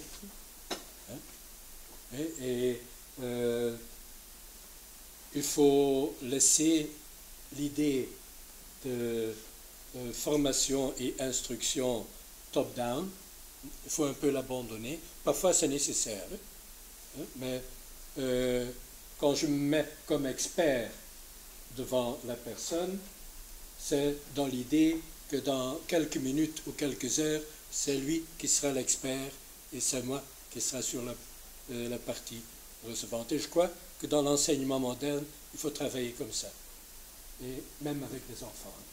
Mais je crois que pour les adultes, certainement, il faut travailler comme ça. Tu veux réagir, Félix ? Voilà, donc je ne vais pas répéter ce qu'il a dit, parce que ça a beaucoup de valeur, tout ce qu'il a dit, de considérer la personne à former. D'ailleurs, il faut l'appeler apprenant, parce que il ne faut pas dire que c'est un étudiant qui apprend, que tu as un maître, que tu lui apprends des choses, mais vous échangez parce que cette personne a une grande expérience aussi à valoriser et a aussi des attentes. Mais je vais plutôt aborder l'aspect de l'électronique par rapport à tout ça. C'est vrai, on ne peut pas échapper à l'électronique à l'heure actuelle parce que même les personnes de troisième âge presque que nous sommes obligés d'apprendre encore une fois l'informatique parce qu'il n'y a plus personne qui peut échapper à ça. Donc on va avec. Mais est-ce que c'est ça qui va constituer la solution? Lorsqu'on travaille avec des adultes et que l'on veut améliorer les compétences, je me pose la question si ça peut vraiment être la véritable solution. C'est un moyen qu'on peut utiliser, mais la chaleur humaine, l'échange entre la personne à former ou l'apprenant et le formateur reste très utile. Et même, surtout lorsqu'on veut améliorer une certaine compétence, une compétence bien précise. C'est plus facile de le faire pendant qu'on est en train de voir ce qui est en train de se faire. Mais en même temps, je dis bien que lorsqu'on doit remettre des documents, lorsqu'on doit remettre de la documentation que la personne pourra utiliser dans le futur, on peut bien entendu utiliser encore la digitalisation. Donc, je ne peux pas dire que c'est ça qu'il faut pour le monde de demain, parce que certains pensent que vraiment c'est ça qu'il faut pour le monde de demain. Je ne veux pas dire non plus qu'il faut seulement la présence. Je pense qu'il faut un peu un mix dans le monde actuel. Donc il faut faire avec l'évolution du monde. Donc il faut s'adapter. Oui, oui, je voulais juste dire que ce qui a beaucoup plus changé dans l'apprentissage, c'est la communication, oui, entre apprenant et le professeur. La communication dans le cadre que maintenant là, on n'est pas tellement obligé d'aller dans une salle de classe, s'asseoir, voir son professeur en face, communiquer, et on peut rester chez soi avec son digital, apprendre. Donc c'est ce qui ne se faisait pas avant. Aujourd'hui, il y a les gens qui peuvent avoir, par exemple, les masters en ligne, ce qui ne se faisait pas avant. Donc, je peux dire que c'est la communication entre les deux parties prenantes qui a un peu changé. Comment vous faites pour les modules plutôt pratiques? Bon, oui, pour les modules plutôt pratiques, par exemple, nous, sur notre plateforme, pour le moment, il n'y a pas de module plutôt pratique. Oui.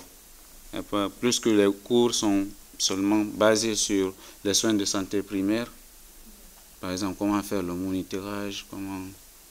Ça, il n'y a pas assez de modules. Il n'y a pas de module plutôt pratique chez nous.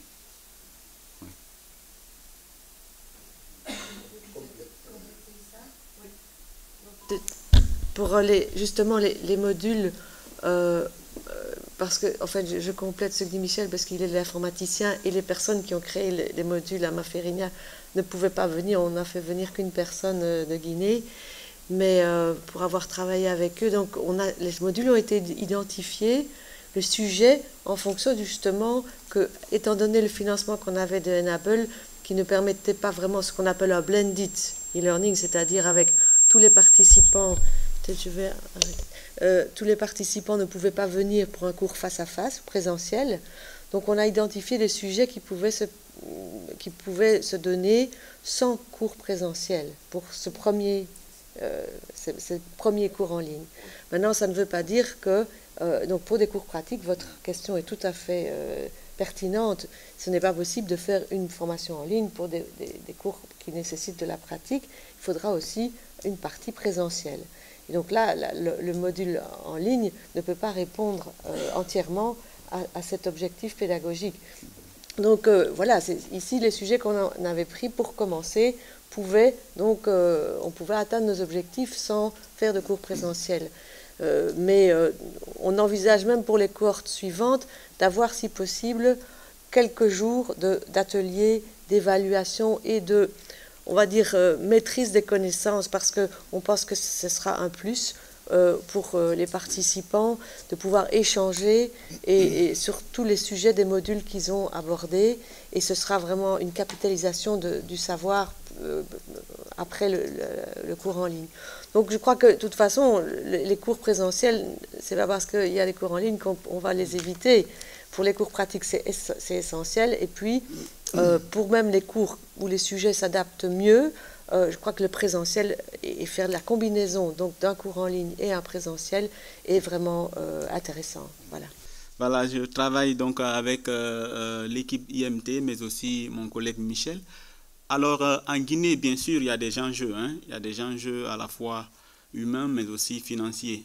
Si nous prenons le premier, il a déjà signalé, nous formons à peu près 400 médecins par an jusqu'en 2016. Donc, vous prenez juste 2010-2016, 15 000 agents de santé ont été formés, ce qui dépasse largement le nombre recruté à la fonction publique depuis l'indépendance. Voilà, donc il y a des enjeux. Il y a beaucoup de gens qui sont formés, mais aujourd'hui, l'État va vers ce qu'on appelle la médicalisation des soins de première ligne. Alors, avec du personnel qui sort de la faculté de médecine et qui n'a aucune connaissance en soins de santé primaire. Le module qui est désormais mis en ligne. C'est un enjeu. Il y a plusieurs gens, il y a un besoin, au moins qu'ils apprennent le contexte où ils vivent, qu'ils comprennent comment ça marche, comment un district est organisé. Ils sont envoyés en appui au district, en appui aux médecins de district, au DPS, même au niveau des centres de santé, mais ils ne savent rien du fonctionnement des districts. C'est important quand même, des cours comme ça peut améliorer leur pratique, mais aussi leur donner une certaine lisibilité de ce qu'ils doivent faire. Maintenant, bien sûr, que ça va avec des enjeux de pouvoir étendre aussi que possible à tout le monde, mais dans un contexte où, comme on l'explique, plusieurs agents de santé ont été recrutés et près de 1000 médecins déjà dans des structures périphériques, ce n'est pas aisé de couvrir tout le monde à la fois. Et aussi, ça demande probablement des moyens, un sous-financement du système de santé et tout. Il y a des enjeux qui existent. Et peut-être, pour remédier à tous ces enjeux, il va falloir un investissement vraiment à long terme de la part de l'État. Il faut que les politiques s'appréhendent le système éducatif, mais aussi il faut qu'ils s'appréhendent la santé. Il faut qu'ils voient cela comme une priorité. Il faut que la santé soit considérée comme, M. Diouf le disait, il faut que les investissements-là ne soient pas considérés comme des dépenses, mais qu'on ait à l'idée que ça va dans la réduction des inégalités, que ça va dans la formation des personnels de santé, que ça va aussi dans l'amélioration de santé des personnes, ainsi de suite, de la productivité, et etc. Alors le chemin est long, je pense, en Guinée, mais des initiatives comme le cours en ligne sont d'une portée excellente. Oui. Les autorités, quelles qu'elles soient, enfin, peuvent peut-être faciliter les choses. Alors malheureusement, l'heure tourne. Alors c'est vraiment la dernière intervention parce qu'il y en a encore un petit. Bon, vous avez déjà multiplié plusieurs coachs, hein, et peut-être c'est à eux de défendre le modèle. Oui. Et c'est à eux de répliquer et de l'adapter. Ça, je crois que c'est le plus vite que nous on peut se retirer du projet, le mieux que c'est. Hein. On est réticent un peu pour le moment parce que la qualité n'est pas encore au niveau optimal. Donc, mais je vous ai parlé du COCO, du coach coordinateur, il aura une grande responsabilité là. D'accord, merci à tous. Je suis navrée, mais heureusement, on a encore du temps pendant la suite de la journée si vous voulez rediscuter avec les intervenants ou entre nous. Je vous invite pour terminer cette session, vous avez vu devant vous, vous avez chacun deux petits cartons. On aimerait avoir, mais pas seulement à l'écrit aussi, si on peut prendre quelques minutes de plus oralement. D'abord, qu'est-ce que vous avez appris? On peut mettre sur le carton vert ce que vous avez appris, par exemple, ou s'il y a quelque chose que vous avez trouvé nouveau. Et puis sur le carton rouge, mettons le key message. Est-ce que vous avez retenu que vous trouvez inspirant ou qui vous peuvent vous servir que vous voulez ramener chez vous ou dans votre institution ou dans votre travail? Et puis on prendra peut-être 1 ou 2 minutes, alors peut-être pas tout le monde parce qu'on veut pas que ça traîne trop, mais disons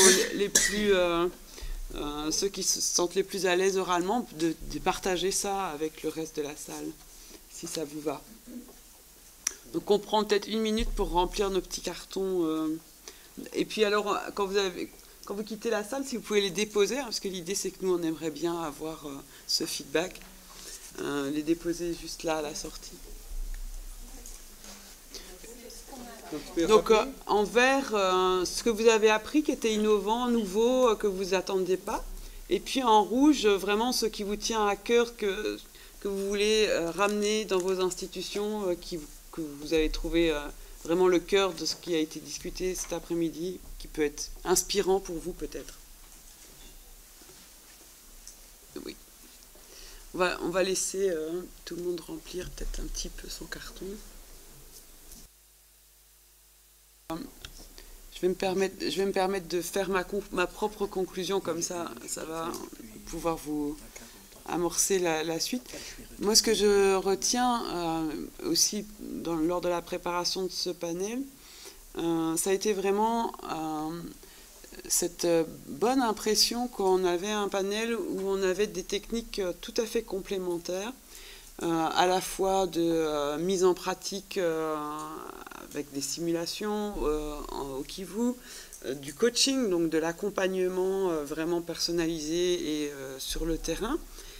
Et en Guinée, cette digitalisation l'appuie par un nouvel outil pédagogique.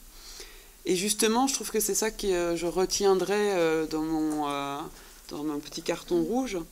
Ce que je trouve très inspirant, c'est ce qu'on a dit tout à l'heure, c'était l'idée que finalement ces formes entre la théorie qu'on peut peut-être digitaliser pour garder un support mais pas centraliser tout sur la théorie, et des aspects plus pratiques, soit en forme de simulation, soit en forme d'accompagnement, de coaching, peuvent être tout à fait complémentaires et répondre à des besoins pragmatiques de terrain, et nous sortir peut-être de cette ornière de la formation pour la formation qui finalement n'aboutit pas à des grands changements qui sont pourtant ses objectifs premiers.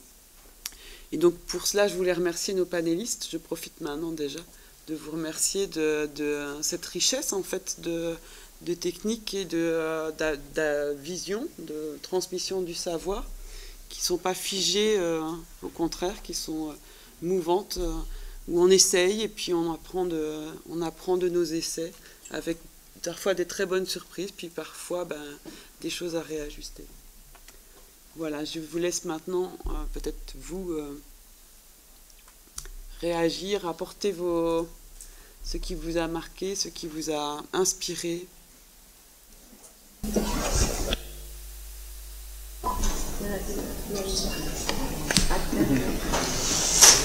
Moi, je travaille à la DGD. C'est vrai qu'on est un peu chez l'éducation et santé.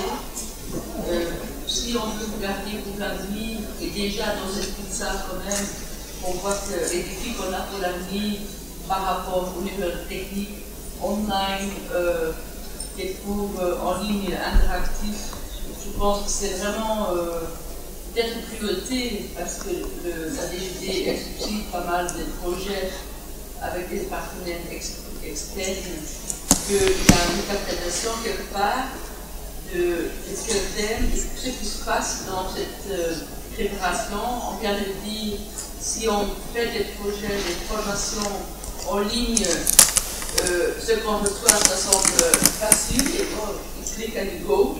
Mais ce qu'il doit préparer, ça prend beaucoup de temps, et que, par exemple, le projet ITM, c'est en Guinée, on peut peut-être le multiplier au Bénin, on peut peut-être le multiplier ailleurs. Je pense que c'est quand même crucial au moment qu'il y a moins de moyens et qu'il y a une technique qui est multiplicateur, c'est trop facile. Je ne dis pas qu'il faut faire copy-paste, mais ça serait quand même une perte de richesse et des moyens déjà qui sont là, qu'il a déjà un résultat, pour dire on va le laisser comme ça, chacun de nouveau, on va balayer dans notre porte. Je pense qu'il y a quand même un rôle peut-être à donner aussi à notre ministre, de ne pas laisser les subsides finis et partis, parce que même s'il y a eu du traducteur ou quoi, quelque part, ça peut même appartenir aux gens qui veulent faire peut-être aussi utiliser ce matériel qui existe déjà, pour lequel le taxpayer a déjà payé. Bon, je pense que c'est peut-être une chose qu'on va voir comment on fait face à ça, vu qu'il y a quand même une nouvelle ère, c'est tout ça, le développement, on ne sait pas encore très bien, on a ceci, mais aussi au niveau de la santé, on a aussi de nouvelles choses. On ne peut pas laisser faire ça dans la nature. Pas réinventer la roue, refinancer l'invention de la roue.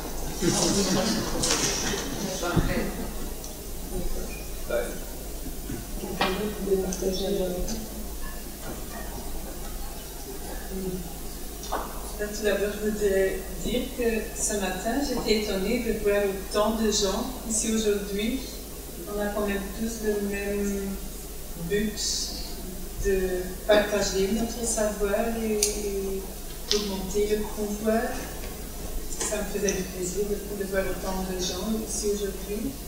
Et ce que j'ai retenu, c'est surtout la module de e-learning. C'est vrai, j'ai un peu les mêmes sentiments que mon collègue Roland disait, c'est que j'avais l'idée que c'était un peu pour les plus jeunes, plus pour la nouvelle génération. Et quand j'entends que, par exemple, au Guinée, quand on est vraiment en manque de moyens pour communiquer, pour donner des formations, heureusement qu'on vit aujourd'hui, avec tous les moyens et la technique qu'il y a aujourd'hui, heureusement qu'il y a l'e-learning pour quand même continuer à donner des formations là où il y a 10 ans, ça serait impossible. J'espère que ça donne une nouvelle chance pour le e-learning.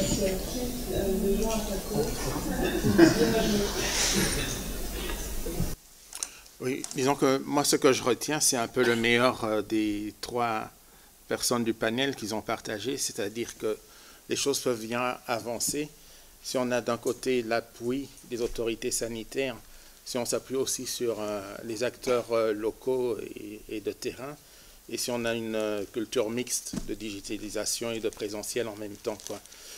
Et en même temps, il y a des questions qui n'ont pas peut-être été au bout pour moi. Par exemple, le partage du savoir, c'est vrai. Ça demande une perte du pouvoir de la part du formateur, mais ça demande aussi également une prise de responsabilité de la part de l'apprenant. Et dans tout ce processus, ce n'est pas toujours évident pour l'un comme pour l'autre, on n'en a pas peut-être suffisamment parlé, mais dans tout ce processus d'empuissancement ou d'empouvoirment, comme disent les Canadiens, il y a tous les acteurs qui sont importants dans le terrain. Et là, il y a une question qui me traversait l'esprit, mais que je peux juste souligner comme ça en passant. Est-ce que vous pensez que le rôle des associations de patients peuvent être importants à la fois pour la santé mentale, pour le problème des fistules, les gens qui sont passés par là, pour les personnes qui sont sur le digital aussi, pour faire en sorte qu'il y ait beaucoup plus d'efforts pour la sensibilisation et la prévention aussi, dans le même cadre. Voilà les quelques réflexions que j'avais. C'est une question pour faire une session complète. Une question fort intéressante. Oui, et juste pour clôturer avec ça, parce qu'on a parlé des bénéficiaires.